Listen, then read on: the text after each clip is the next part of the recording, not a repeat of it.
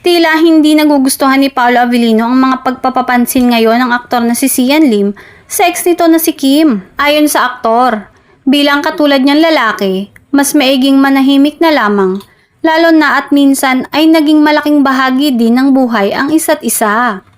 Hindi man pinangalanan ng aktor ngunit batid ng mga netizens na para kay Sian Lim ito. Matapos kasi ang ilang buwan na pananahimik ay biglang nagpaparamdam ang kapuso aktor at gumagawa ng ingay sa social media.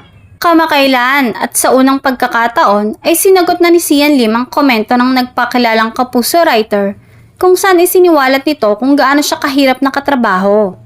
Nagbigay rin ng reaksyon ng aktor tungkol sa mga usap-usapang nagpaluto muna siya ng paboritong steak kay Kim bago niya ito hiniwalayan. Nilinaw rin ni Sian Lim ang isyong siya ang unang nakipaghiwalay kay Kim at ang ichinika ng talent manager at showbiz insider na si OG Diaz patungkol sa pagpapaluto niya kay Kim ng paboritong steak. Ayon kay Sian, hindi niya alam kung bakit ganon ang ginagawa ng ibang tao sa kanila na tila ba ginawa ng katatawanan ng kanilang mga buhay. Iginiit din ni Sian na hindi naman siyang unang nakipaghiwalay.